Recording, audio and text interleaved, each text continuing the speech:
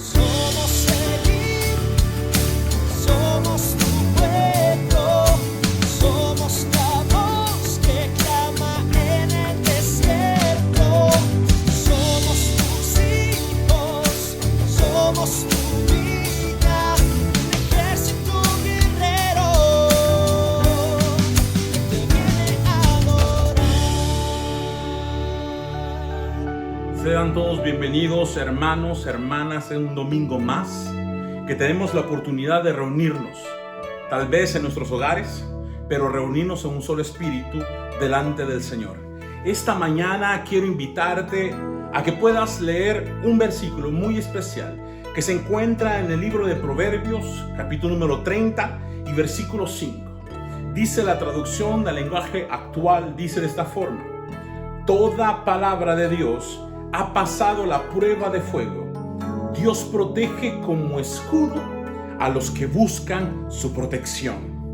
Una vez más lo leemos, dice la palabra: toda palabra de Dios ha pasado la prueba de fuego. Dios protege como escudo a los que buscan su protección. Este día tenemos la posibilidad de acercarnos delante de la presencia del Señor, acostarnos en los brazos de nuestro Padre, decirle: protégeme, oh Dios, que tu mano preciosa esté conmigo, que tus ángeles acampen alrededor mío, Señor. Te voy a invitar a tú que te encuentras en tu casa en este momento, que puedas tomar un momento con tu familia, con tus amigos, y puedas buscar del Señor, buscar esa protección. Hay una canción muy hermosa que dice: dulce refugio tú eres en la tormenta. Quiero invitarte esta mañana a que cierres tus ojos y podamos hacer una oración. Padre Santo, gracias te damos, porque una vez más, Señor, tú nos permites de poder acercarnos delante de ti, Señor, e inclinarnos delante de tu presencia, oh Padre Santo, pidiéndote, Señor, tu protección, pidiéndote, Señor, que tú puedas extender tus brazos este día y, Señor, abrazarnos, que puedas tú consolarnos, que puedas tú, Señor, darnos esa paz que necesitamos, oh Dios mío. Aunque las circunstancias de este mundo, Señor, nos lleven a tener miedo, nos lleven a sufrir, oh Padre Santo, sabemos que tu protección, Señor, se extiende sobre aquellos que te buscan. Y esta mañana hemos venido a buscarte, hemos venido a exaltarte, Señor, que tu palabra pueda refrescar nuestros corazones, que tu palabra, Señor, pueda hablarnos, oh Dios mío, y que las alabanzas y adoraciones que daremos hoy, Señor, tú puedas recibirla, Padre Santo. En el nombre de Cristo Jesús, Señor, te entregamos este momento para la gloria y honra de tu nombre. Hermano, te invito a que tomes esos minutos y puedas aprovecharlos al máximo. Adora al Señor, levanta tus manos, cierra tus ojos, y que el Señor pueda darte esa palabra y esa paz que tú necesitas hoy. Cubre mi mente, Señor, con tus palabras de amor. Enséñame a meditar en tu justicia y verdad. Que el escudo de la fe me proteja de todo mal para el diablo resistir. Haz que él tenga que huir.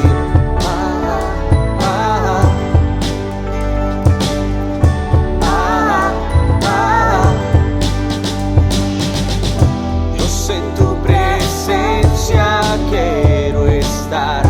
Tú eres el camino de verdad. Solo en ti yo quiero hoy andar. Sosténme en tu verdad.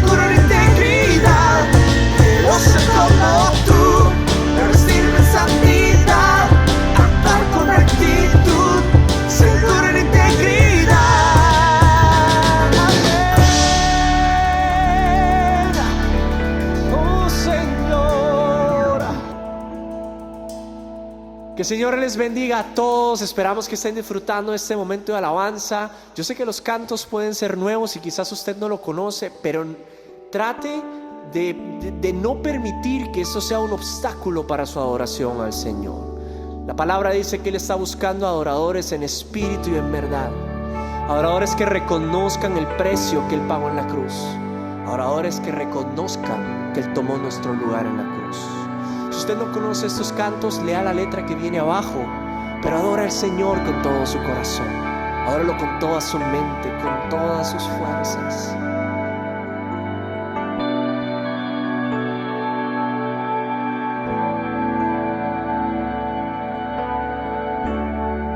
Te entregaste a ti mismo, tomando mi lugar, pagando en la cruz toda mi maldad.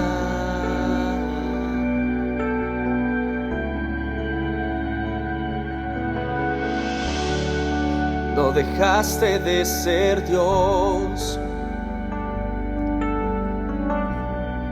pero dejaste tu trono. Tú siendo rey fuiste siervo fiel.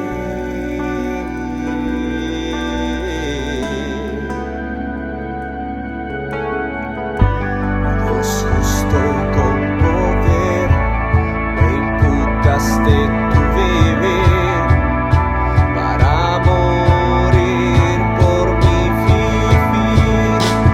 Dios de misericordia, digno de tu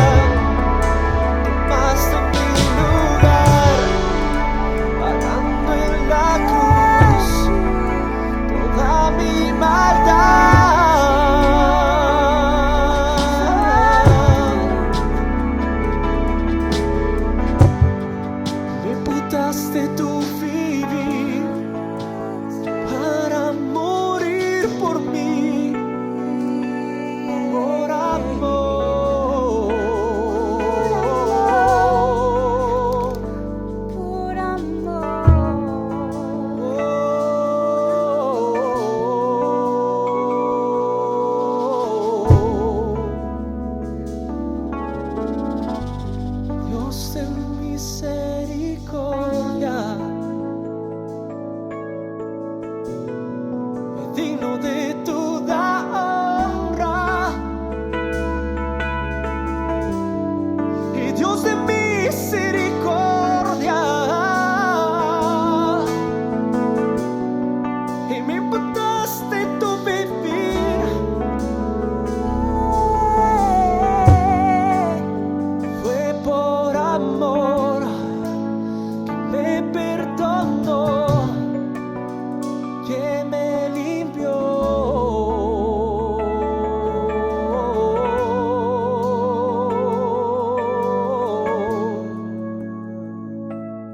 Tu amor Tu misericordia. y tu amor, Señor. Oh, sin misericordia eres tú.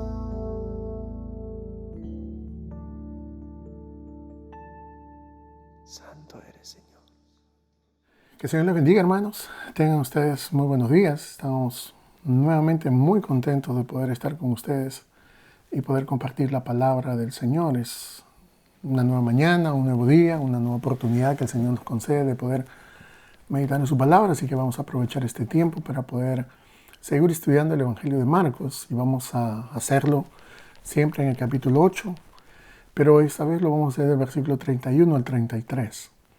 Antes de poder leer el pasaje, queremos saludar a todas las personas que nos siguen a través de las redes sociales. Sabemos de que a través de Facebook, a través de YouTube, no solamente en Bruselas, donde está nuestra congregación, sino también en otros lugares del mundo, reciben un caluroso saludo. Que Dios les bendiga grandemente y que sus vidas estén siendo enriquecidas a través de estos estudios que estamos dando y estos momentos de reflexión. Así que vamos a leer entonces el capítulo 8, versículo 31 al 33 del Evangelio de Marcos, que dice de la siguiente manera. Luego comenzó a enseñarles: el Hijo del Hombre tiene que sufrir muchas cosas y ser rechazado por los ancianos, por los jefes de los sacerdotes y por los maestros de la ley. Es necesario que lo maten y que a los 3 días resucite. Habló de esto con toda claridad. Pedro lo llevó aparte y comenzó a reprenderlo. Pero Jesús se dio la vuelta, miró a sus discípulos y reprendió a Pedro. Aléjate de mí, Satanás, le dijo. Tú no piensas en las cosas de Dios, sino en la de los hombres. Amén. Oramos. Señor, muchas gracias por esta nueva oportunidad que tú nos concedes de seguir estudiando tu palabra.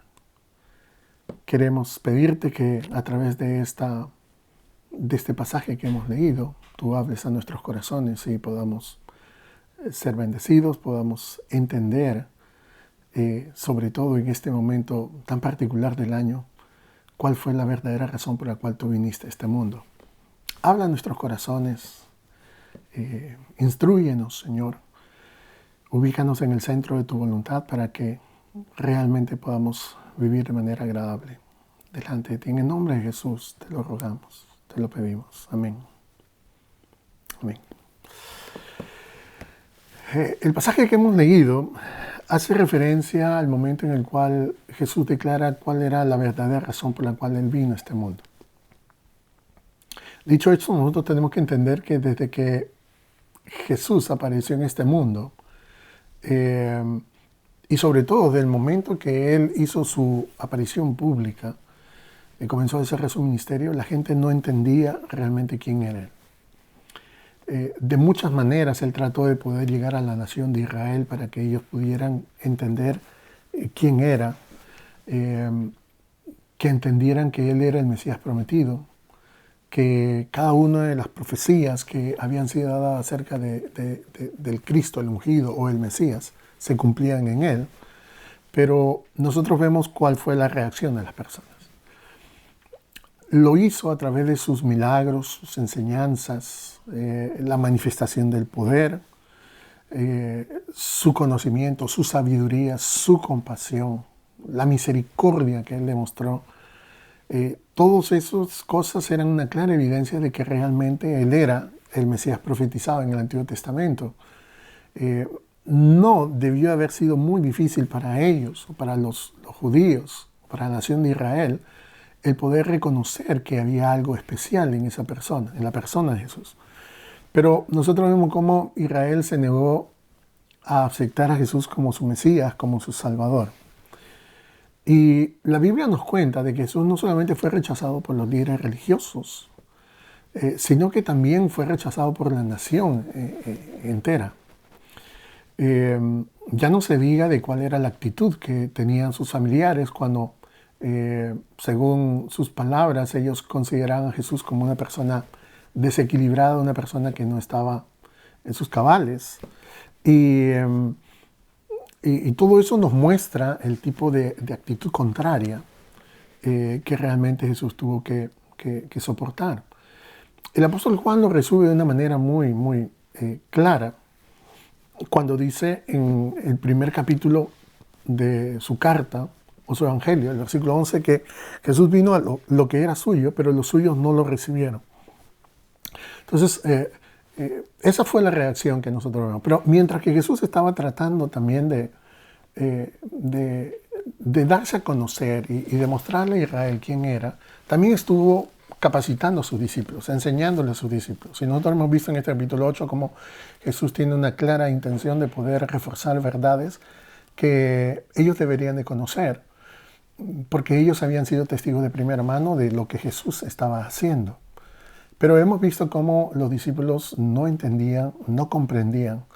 Y a pesar de que pasó muchos meses enseñándoles, mostrándoles el poder, revelándoles quién Él era, ¿cierto? Eran como nosotros mencionamos, como el hombre ciego que Jesús sanó justo en este capítulo 8, ¿cierto?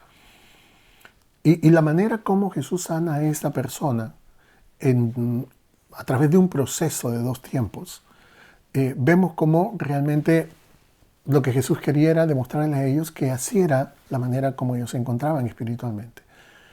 De que tenían una vista parcial, una vista nublada de las cosas. Y eso se manifiesta en el momento que Jesús sana a este hombre enfermo. Dice que puso su mano sobre él y le preguntó si veía, y él dijo: veo a las personas que caminan como si fueran árboles, o como si fueran árboles que caminan, ¿verdad? Entonces, nuevamente Jesús lo tocó y dice en la Biblia que comenzó a ver todo con claridad.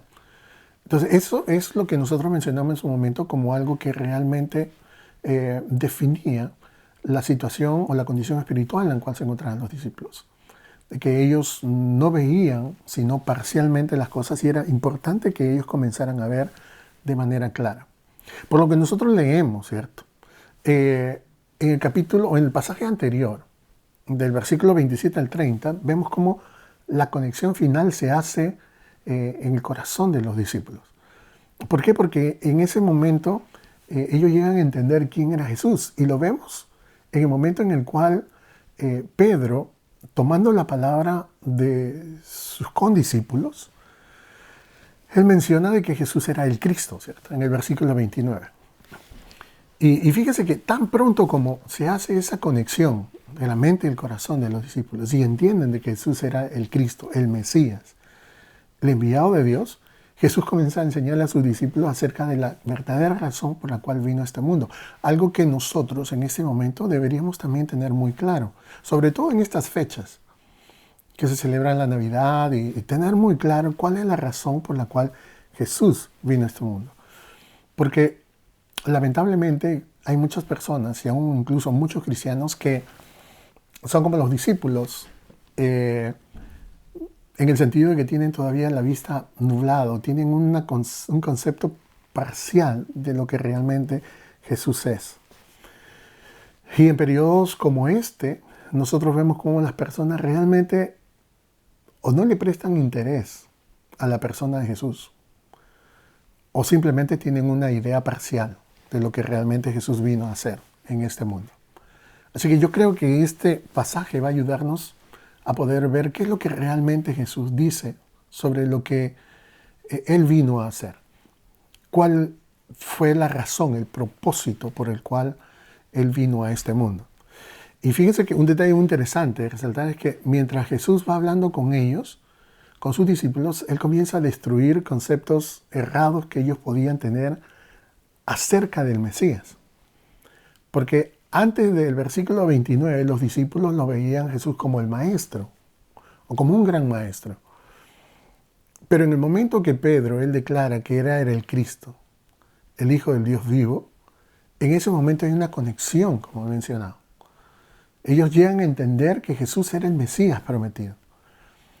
Pero entienden que Jesús era el Mesías prometido, pero todavía guardaban la idea de qué es lo que era el Mesías con respecto a la enseñanza que ellos habían recibido. A la base ellos eran judíos y habían recibido una enseñanza acerca de qué era el Mesías o cómo debía ser el Mesías que estaba prometido. Entonces, fíjense cómo hay un marcado contraste entre las palabras que Pedro menciona en el versículo 29, cuando él dice de que Jesús era el Cristo.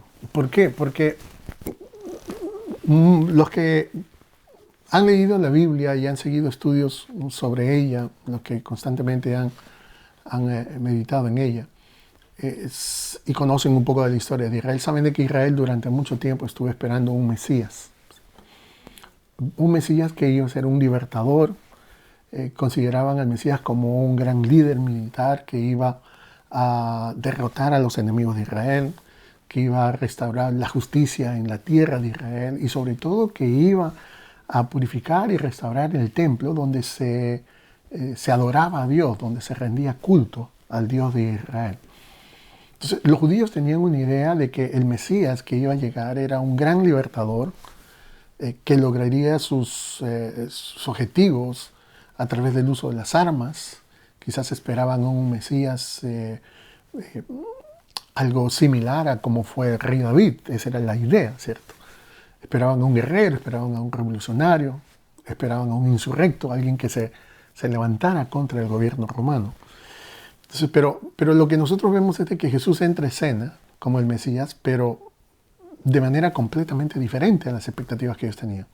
Porque Jesús entra en escena predicando, enseñando, sanando a los enfermos, llamando a los hombres al arrepentimiento, mostrando ternura, mostrando compasión, que era algo que en realidad no era lo que los judíos esperaban como el Mesías. Y es por eso que lo rechazaron, ¿cierto?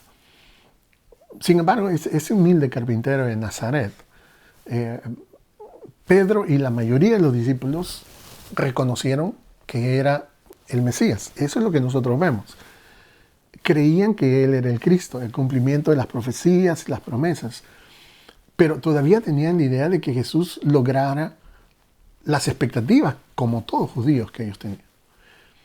Es decir, que Jesús los liberara, que Jesús estableciera la justicia, que Jesús pudiera llevarlos a establecer correctamente la manera como ellos debían adorar a Dios. Probablemente el templo también era la imagen que ellos tenían o la idea que ellos tenían. Pero nosotros vemos cómo la enseñanza de Jesús en estos versículos trae por tierra todas las expectativas judías o nacionales que estos discípulos podían tener en sus corazones. Dice el pasaje que Jesús comienza a enseñarles, y la palabra comienza sugiere el hecho de que esta era una nueva información que Jesús le estaba dando. Quiere decir que antes, en el ministerio de Jesús, no había tocado estas verdades que va a manifestar. Esta es la primera vez que Jesús comienza a hacerlo. Y no solamente eso, sino que dice el versículo 32 que Jesús comenzó a hacerlo con claridad. Quiere decir que aquí el Señor Jesús no está usando ni parábolas, no está usando tampoco ningún tipo de frases con significados ocultos. Habla claramente para que ninguno de ellos malinterpretase la enseñanza que les estaba dando. Entonces, pero lo vuelvo a repetir, la enseñanza que Jesús les va a dar en este momento es devastadora para las expectativas o para las nociones, las ideas que tenían acerca de quién sería el Mesías y qué es lo que haría. Es por eso que en este versículo revela Jesús cuál es la verdadera razón por lo que Jesús o por la cual Él vino al mundo. Ahora, me gustaría que podamos primeramente ver algunos detalles para poder considerar con claridad este pasaje, sobre todo relacionados con el contexto. En primer lugar, es importante decir que Jesús no está contradiciendo a Pedro. Simplemente le está abriendo los ojos al verdadero propósito de la venida del Mesías. lo que Jesús va a hacer es ampliar el conocimiento. O sea, Pedro en ese momento le dice, en nombre de los demás discípulos, dice, tú eres el Cristo, el Hijo del Dios vivo. Y lo que Jesús va a hacer es ampliar un poco más esa información, esa idea. Ese es el propósito que tiene el Señor. Y les dice que a pesar de que ellos esperaban la gloria y por consiguiente la felicidad nacional, la felicidad personal, Jesús les dice de que en realidad Él vino a sufrir. Que Él no vino a hacer lo que ellos habían pensado, liberarlos del sufrimiento, sino que Él mismo vino a sufrir. Él dice, el Hijo del Hombre tiene que sufrir muchas cosas. Nosotros sabemos que realmente en la vida de Jesús hubieron muchos momentos en los cuales el sufrimiento estuvo presente. Jesús conoció lo que era pobreza, lo que es la soledad. Nosotros sabemos por los pasajes que ya hemos leído y hemos analizado que Jesús fue amado por pocos, odiado por muchos. La palabra de Dios dice que fue varón de dolores, experimentado en quebrantos. O sea que Jesús realmente vino a este mundo para sufrir. Y vino también con el propósito de sufrir para nosotros, darnos la libertad que nosotros necesitamos, que es lo que vamos a seguir viendo en el pasaje. Pero también le dice Jesús de que iba a ser rechazado por los ancianos, por los jefes, los sacerdotes y los maestros de la ley. O sea que Jesús sería rechazado por los líderes de su tiempo. Aunque a decir verdad, ese rechazo ya se había mostrado y lo hemos visto durante el estudio del Evangelio de Marcos, cómo ese rechazo de parte de los líderes religiosos se hace presente y se hace constante, ¿cierto? Se muestra esa actitud que va en contra de lo que Jesús no solamente enseña, sino de lo que Jesús también hace. Y es más, nosotros sabemos de que en más de una ocasión habían tratado de encontrar alguna falla en la enseñanza de Jesús, en las acciones de Jesús, para poder encontrar una razón y eliminarlo, quitarlo de la escena. Al final nosotros vemos cómo el Sanedrín en su conjunto rechaza a Jesús, ¿cierto? El Sanedrín era básicamente un órgano judicial religioso que estaba conformado por los saduceos, los fariseos, por los escribas, ¿cierto? Dice también por los sacerdotes, por los ancianos de Israel. Un Sanedrín o líderes religiosos que terminarían acusando a Jesús de blasfemia, que lo condenarían a muerte, lo entregarían a las autoridades romanas exigiendo que fueran ejecutados, y no solamente, sino que también inducirían al pueblo para que reclamaran que su muerte fuera llevado a través de la cruz, que era la manera más vergonzosa y más cruel de poder llevarlo a ser.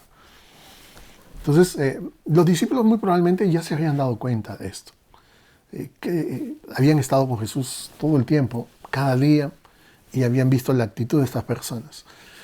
No les habría sorprendido que Jesús les dijera de que Él iba a sufrir y que iba a ser rechazado, porque ellos lo habían acompañado por lo menos durante ya una buena parte de su ministerio.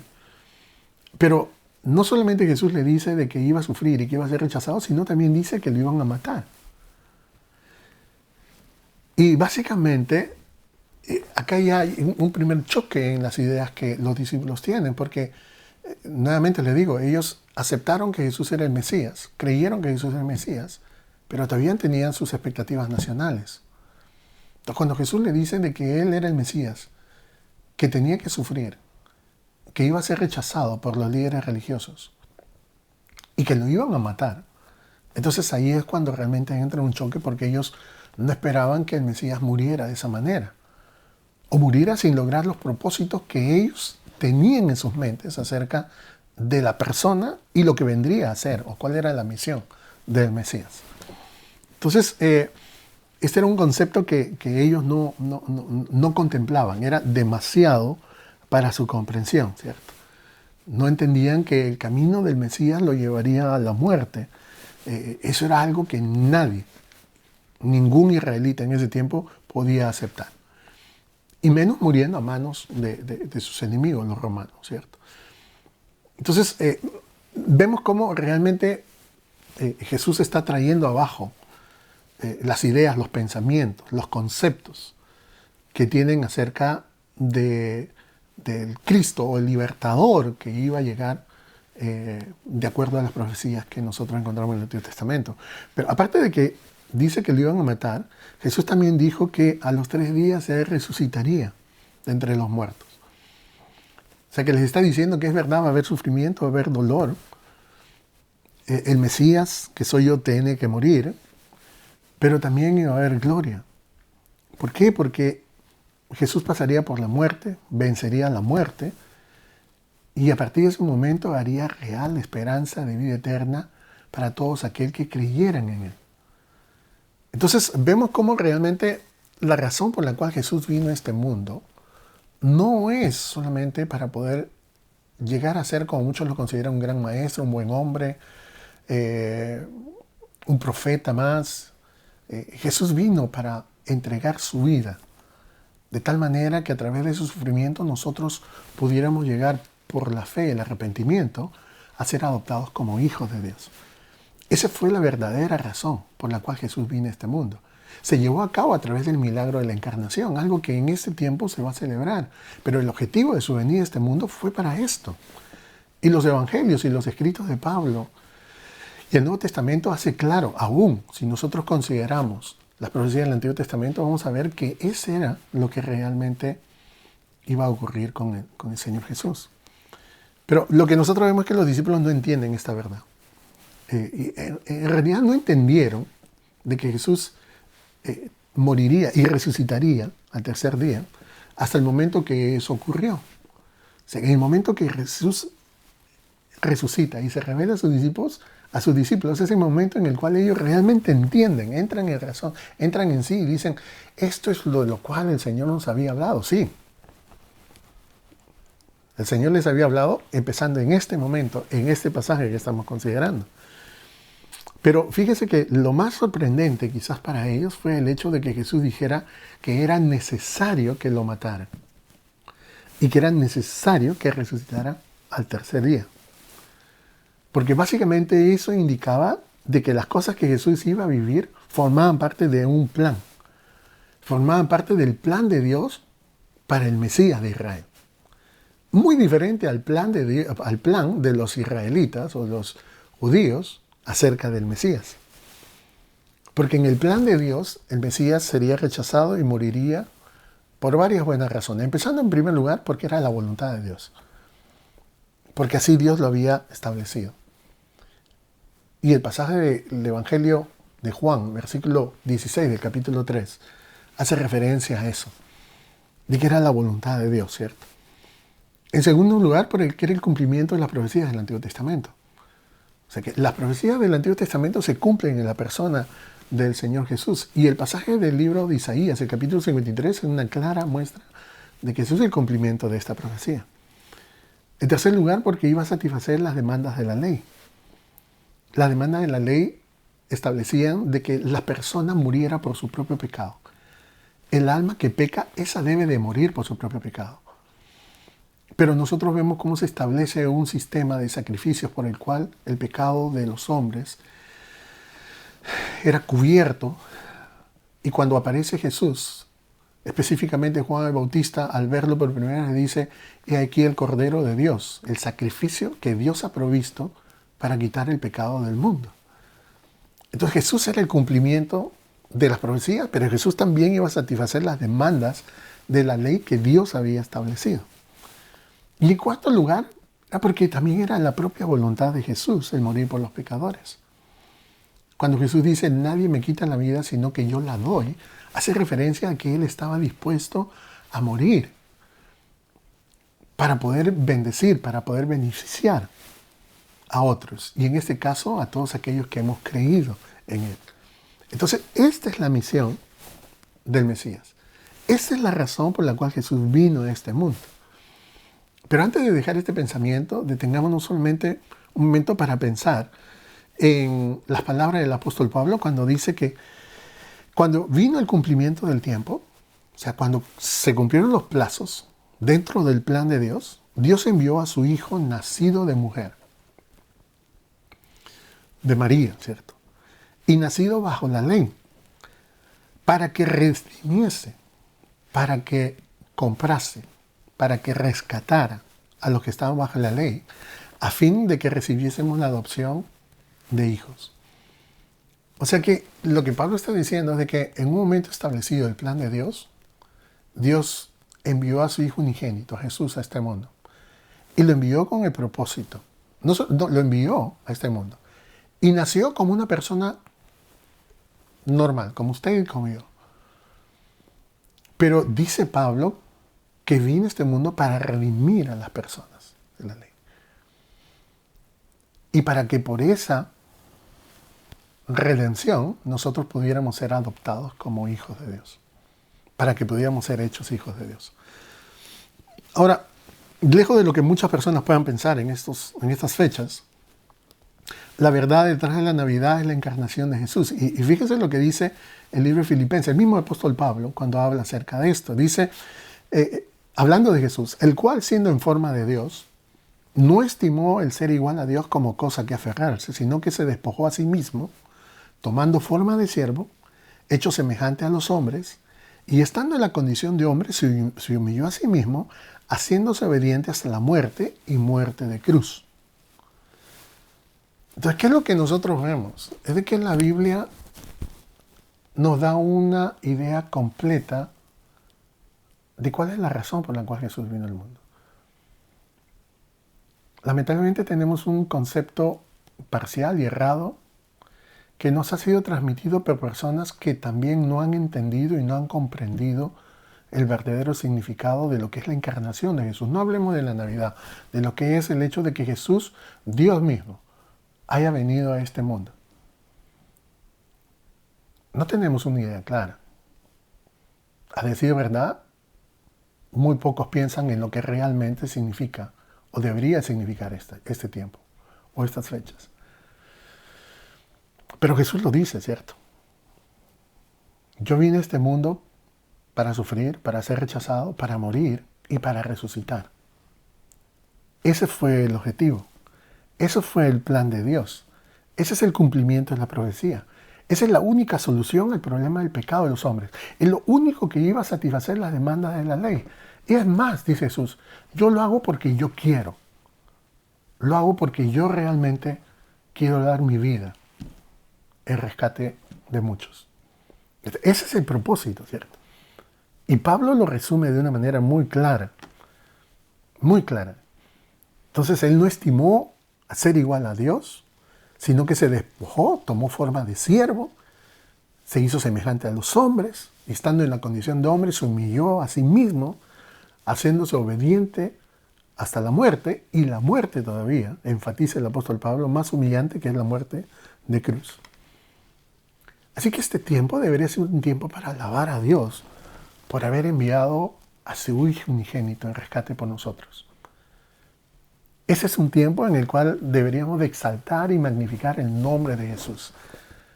Lejos de todas las costumbres y costumbrismos y cosas que nosotros hacemos, deberíamos por lo menos reflexionar qué es lo que significa el hecho de que Jesús haya venido al mundo. El milagro de la encarnación, ¿cierto? Deberíamos de exaltar y alabar al Señor por haber entrado voluntariamente en este mundo. Deberíamos alabar al Señor por haber sufrido como lo hizo. Deberíamos alabar al Señor por haber muerto en la cruz. Deberíamos alabar al Señor por haber resucitado entre los muertos para que nosotros pudiéramos tener vida. Si algo deberíamos de celebrar en estas fechas, es esto que Jesús está mencionando. Es esta verdad que nosotros estamos considerando. Pero el versículo 32 dice de que Jesús habló esto con toda claridad. Y en ese momento ocurre algo muy interesante, y es que Pedro se lo lleva aparte y comienza a reprenderlo. Entonces, obviamente, cuando Jesús comienza a desbaratar o traer abajo las ideas que ellos tenían acerca del Mesías, los discípulos no entendieron, se quedaron sorprendidos. Ya lo he mencionado, sus palabras las palabras de Jesús van en contra de lo que a ellos se les ha enseñado acerca de quién es el Mesías y qué es lo que haría por Israel. Entonces, el concepto de que el Mesías, el Cristo, moriría, en realidad era más de lo que ellos pudieran soportar o aceptar, y todavía de la manera humillante como Jesús lo estaba mencionando. Entonces, pero lo que nosotros vemos es de que mientras que el resto de los discípulos está de pie ahí, escuchando, la Biblia dice que Pedro se lo llevó al Señor. Muy probablemente lo cogió del brazo y le dijo, Señor, y comenzó a caminar, y Jesús comenzó a caminar, dio algunos pasos con él, y dice el pasaje de que Pedro comenzó a reprender a Jesús. Y la palabra de reprender yo creo que es muy clara para nosotros. Es amonestar, es regañar, es resondrar, llamar la atención. O sea que Pedro toma al Señor, lo lleva a un lado y probablemente le dijo, Señor, tienes que tener cuidado con lo que te estás diciendo. Porque es verdad que nosotros creemos que tú eres el Cristo, pero no hables de muerte, no hables de sufrimiento. O sea, no hables de rechazo. Lo que necesitamos nosotros es un mensaje de victoria. Lo que nosotros necesitamos es un Mesías que nos imparta optimismo, que podamos nosotros realmente ver las cosas con esperanza en el futuro. Pero lo que tú nos estás diciendo es solamente un mensaje desalentador, nos estás hablando de muerte. Pero muy probablemente eso fue lo que Pedro le dijo a Jesús.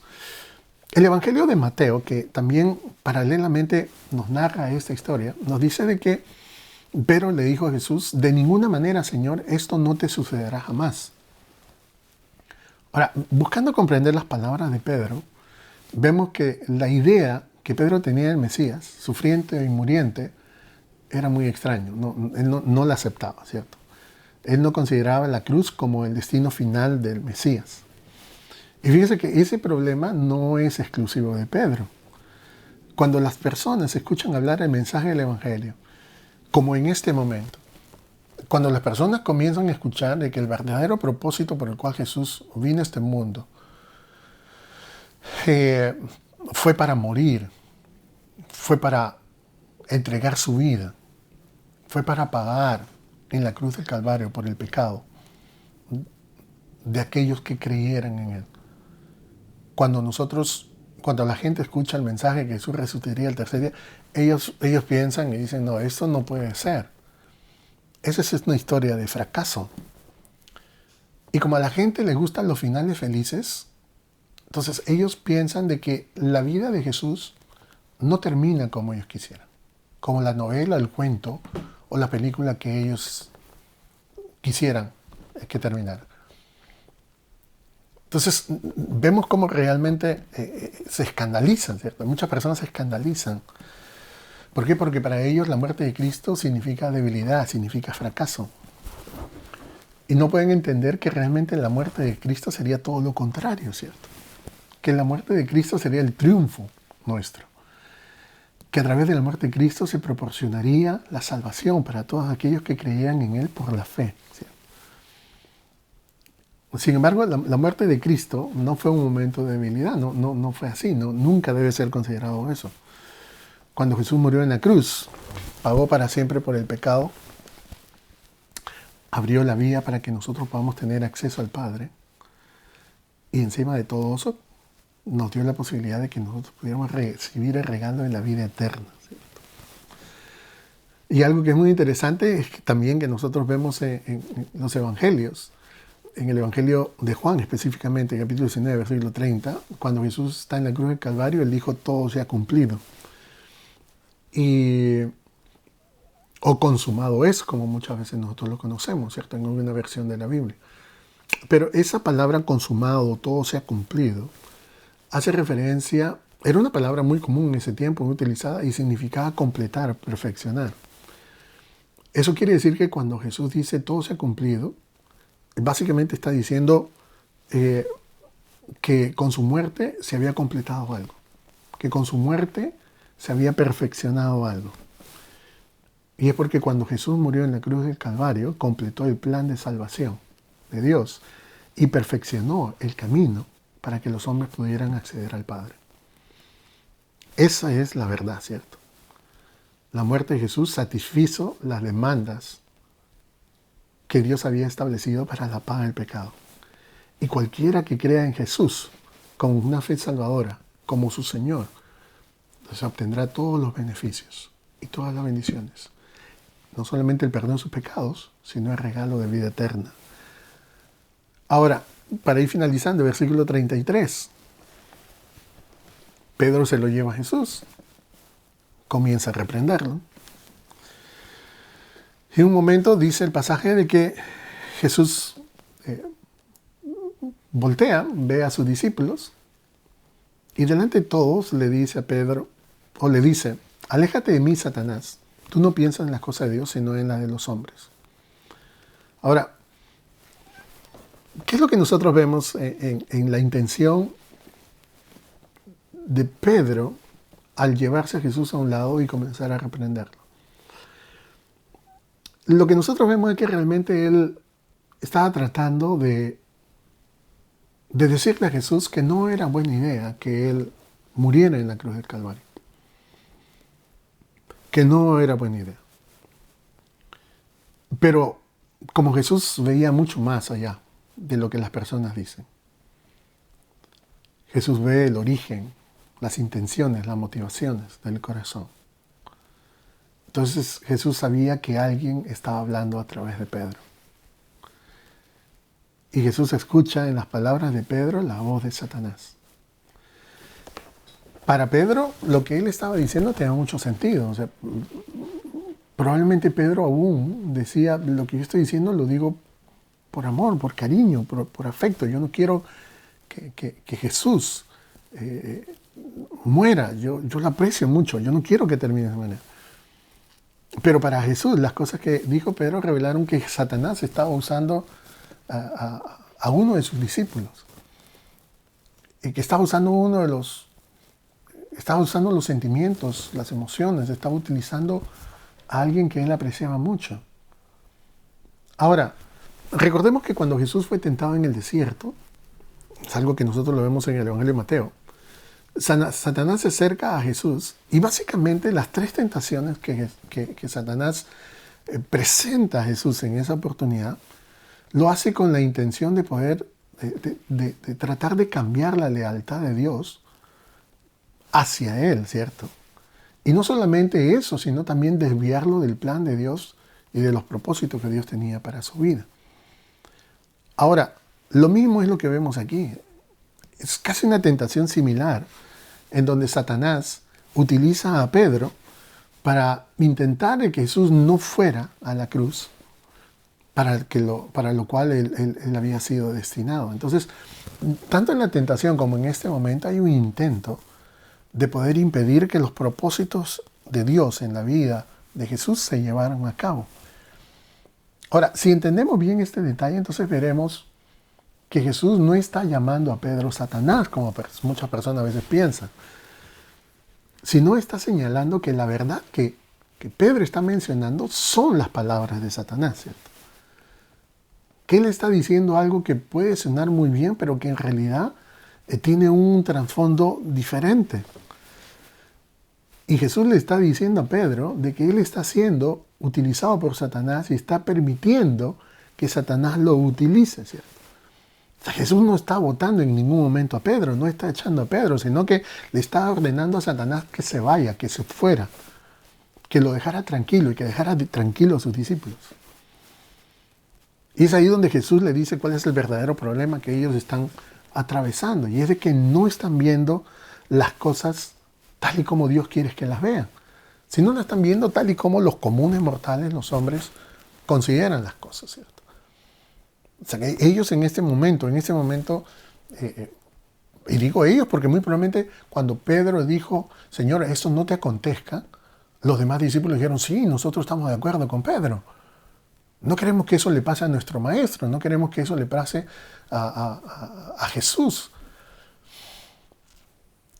Pero nosotros vemos cómo a través de esa actitud, ellos realmente demostraron que no entendían que el plan de Dios implicaba la muerte, ¿cierto?, del Mesías.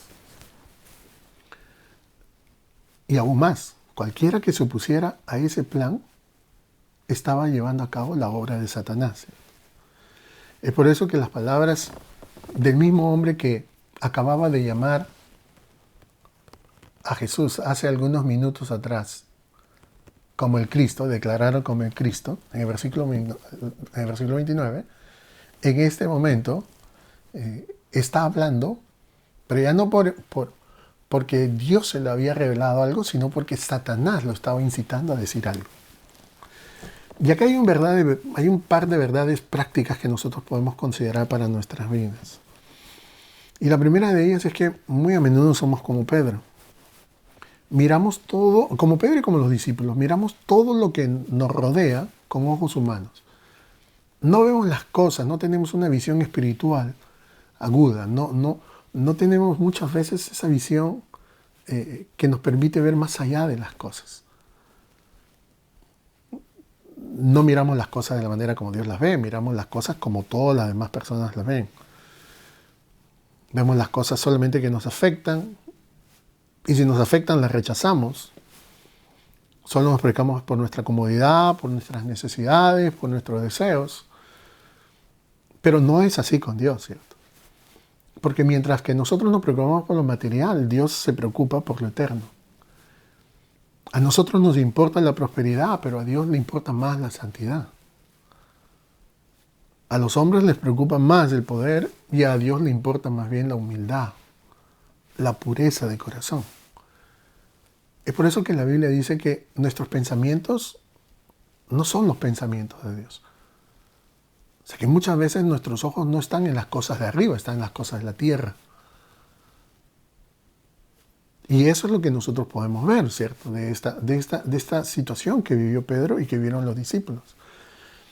Otra verdad muy práctica es de que existe una línea muy delgada entre hacer la obra de Dios y hacer la obra de Satanás. ¿Por qué? Porque nosotros lo vemos en este pasaje. Nuevamente repito, yo creo que la intención, el pensamiento y la intención de Pedro no era eso. Él no se dio cuenta. Él no se daba cuenta que estaba siendo un instrumento de Satanás. Y es por eso que la Biblia a nosotros nos enseña de que todo pensamiento nuestro tiene que ser sometido a la obediencia de Cristo. Es decir, que tiene que estar sujeto para que todo lo que nosotros pensemos obedezca al Señor. Y aparte de eso, de que toda buena intención que nosotros tengamos tiene que encontrar su origen en la palabra de Dios, en la voluntad de Dios. O sea que basado en esos dos criterios muy importantes, en que todos nuestros pensamientos sean llevados a la obediencia de Cristo y que todas nuestras buenas intenciones sean filtradas por la palabra y por la voluntad de Dios, entonces estaremos seguros que estamos haciendo la obra de Dios. Y no como Pedro en este momento, haciendo la obra de Satanás.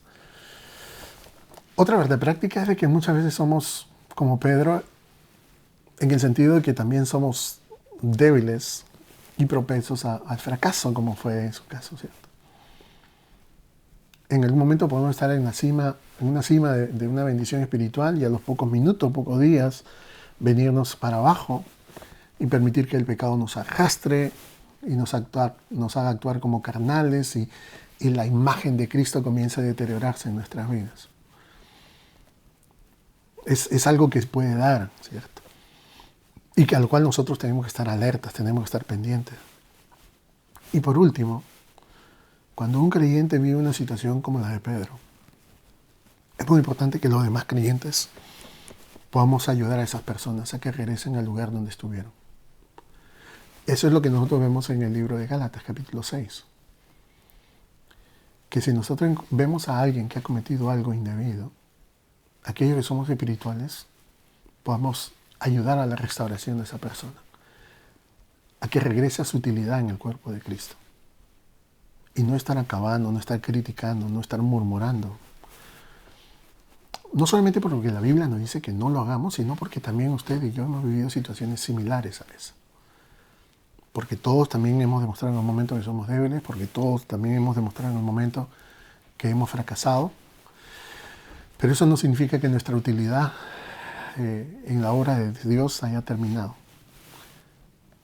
Lo único que tenemos que hacer es reconocer nuestro fracaso, levantarnos, tomarnos de la mano de Dios y seguir para adelante, ¿cierto?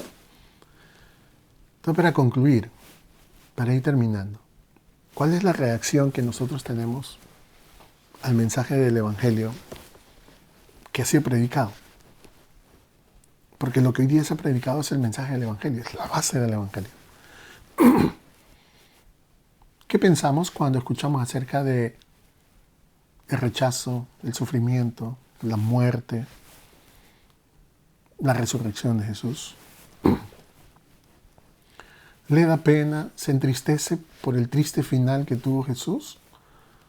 ¿O se alegra de que Jesús haya hecho todo lo que Él hizo y haya pasado todo lo que ha pasado por darnos a nosotros el perdón y la vida eterna?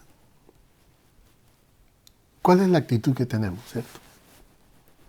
¿Ha aceptado usted a Jesús como su Señor y Salvador? ¿Ha aceptado a Jesús como aquel que vino a este mundo para pagar por su pecado? Para morir en su lugar, en esa cruz. ¿Lo ha hecho? ¿Es usted salvo? ¿Conoce usted al Señor? Esta es una buena oportunidad para que usted llegue a conocer a Jesús. Cuando usted escucha, y quizás ya ha escuchado muchas veces, que usted necesita ser salvo. No es la primera vez que usted escucha el mensaje del Evangelio. El problema es que siempre va posponiendo las cosas, siempre lo va dejando. Siente en su corazón, sabe que Dios le está hablando y sabe lo que tiene que hacer en consecuencia. Así que si usted sabe lo que tiene que hacer, ¿por qué no lo hace ahora? ¿Por qué no viene Jesús? Este es un buen momento para hacerlo. Jesús no lo va a rechazar. Dice Jesús que todos los que vienen a Él no los echa fuera, Él no los rechaza. Ahora, considerando que este es un periodo en el cual demostramos afecto y consideración a las personas a través de darles regalos, ¿cierto? Es lo que se estila, es lo que se acostumbra en este periodo. Déjeme decirle que todos los regalos que usted pueda recibir, el más grande es el regalo de la vida eterna. El más grande es el regalo del perdón de Dios. El más grande es ser adoptado como hijo de Dios. Es lo que la Biblia nos dice. Esa es la razón por la cual Jesús vino a este mundo. Eso es, ¿cierto? Es la razón por la cual vino a este mundo. Y en este pasaje Jesús lo explica con mucha claridad. Así que, si usted quiere recibir un buen regalo, reciba el mejor regalo de parte de Dios. Reciba de parte de Dios el regalo del perdón de sus pecados, de la vida eterna, a través de creer y aceptar a Jesús como su Señor y Salvador. Y no solamente eso, sino que también quiero decirle a todos aquellos que son cristianos que muy probablemente han vivido situaciones como la de Pedro, ¿cierto? En la cual le han fallado al Señor, o le están fallando al Señor, ¿cierto? También sienten que su vida está fracasando, que su vida espiritual en este momento se está ahogando, que no sienten realmente que Dios esté obrando en sus vidas. Ya no sienten el fluir de Dios, ya no sienten el deseo de acercarse a Dios en oración, de poder participar de las reuniones cristianas, virtuales. Es verdad que la Biblia habla acerca de que no dejemos de congregarnos, como algunos tienen costumbre de hacerlo. Y hace referencia a los cultos presenciales, pero en este tiempo esta es la manera como nos congregamos. Y ese es el momento en el cual podemos ser animados, podemos ser ministrados por la palabra de Dios, por el Espíritu de Dios. Y muchas veces, o muchas personas quizás están pasando situaciones muy difíciles. Situaciones que probablemente son públicas o situaciones que solamente Dios conoce. Probablemente hemos cruzado la delgada línea entre estar más interesado en las cosas de Dios que estar interesado en las cosas de este mundo. Y nuestro corazón comienza a enfriarse, y nuestra vida espiritual comienza a sufrir, entonces es cuando, si nos sentimos así, es el momento en el cual nosotros debemos regresar al Señor. Debemos arrepentirnos y no hay mejor momento que hacerlo ahora. Y eso es lo que la Biblia dice, que si nosotros hemos fallado y hemos pecado, abogado tenemos para con Dios en Cristo Jesús. Así que sea usted creyente o sea usted una persona que todavía no ha aceptado a Jesús, o tiene la oportunidad de poder hacerlo, o tiene la oportunidad de poder poner su vida en orden con Dios. Vamos a orar. Señor, te damos gracias por este precioso pasaje de tu palabra que nos habla acerca de cuál era el propósito y cuál es el propósito y cuál será el propósito de la venida de Jesús a este mundo. Yo te doy gracias porque en este tiempo en el cual se celebra, Señor, el nacimiento de Jesús, y que lamentablemente se presta atención a muchas cosas innecesarias, muchas cosas secundarias. Tú hablas a nuestras vidas a través de este pasaje. Es verdad que damos gracias por el milagro de la encarnación, el hecho por el cual Jesús vino a este mundo y nació, como dice el libro de Gálatas, nació de una mujer y vino a este mundo para poder vivir también la vida que nosotros vivimos, para poder compadecerse de lo que nosotros vivimos, porque Él también vivió lo que nosotros experimentamos. Pero sobre todo porque vino a este mundo para morir. Vino a este mundo para poder abrir el camino que nos lleva hacia ti, Padre. Gracias te damos porque si Jesús no hubiese muerto, si Jesús no hubiese resucitado, entonces nosotros todavía estaríamos muertos en nuestros delitos y pecados. Por tu gracia, por tu amor, Padre, es que nosotros hemos alcanzado el perdón de nuestros pecados, la salvación de nuestras almas, y nos has dado el regalo de que un día vamos a vivir eternamente contigo. Yo te pido que tú hables a los corazones de aquellos que no te conocen, que tienen una idea parcial de quién es Jesús, una idea limitada solamente a una fecha del año, y que piensan en Jesús solamente en una fecha del año, si piensan en Él. Yo te ruego que este mensaje pueda hablar a los corazones, y que si hay algo hay que celebrar, celebremos todo lo que tú hiciste por nosotros en la cruz del Calvario. Todos los beneficios que son imputados, que son aplicados sobre nuestras vidas en el momento que nosotros llegamos a creer en ti. Señor, te damos gracias por este mensaje, gracias por este tiempo. En el nombre de Cristo te lo pedimos. Amén. Amén. Que el Señor los bendiga, hermanos, hermanas. Y estaremos viéndonos el próximo domingo para poder seguir estudiando el Evangelio de Marcos. Así que esperamos que ustedes nos sigan acompañando. Saludos también a los hermanos de nuestra congregación y que sigan congregándose en cada uno de los cultos virtuales que tenemos, el culto de oración virtual y también las células que estamos llevando a cabo también de manera virtual. Así que Dios les bendiga, que tengan una buena semana. Amén. Qué hermoso momento delante de la presencia del Señor, hermano y hermana. Damos gracias también a Dios por su palabra, porque ha hablado de nuestras vidas. Esperamos que este culto haya sido de bendición para sus vidas. Le quiero invitar a que pueda suscribirse a nuestra página de Facebook, a nuestro canal de YouTube, que pueda darle clic a la campanita para poder recibir todas las notificaciones de los servicios que como Iglesia Elim tenemos para usted. Y lo más importante, que pueda compartir estos videos con algún amigo, con alguna amiga, con algún familiar que no conoce del Señor o que probablemente está pasando por alguna necesidad. Que el Señor le bendiga su semana y nos vemos hasta el próximo domingo si Dios quiere.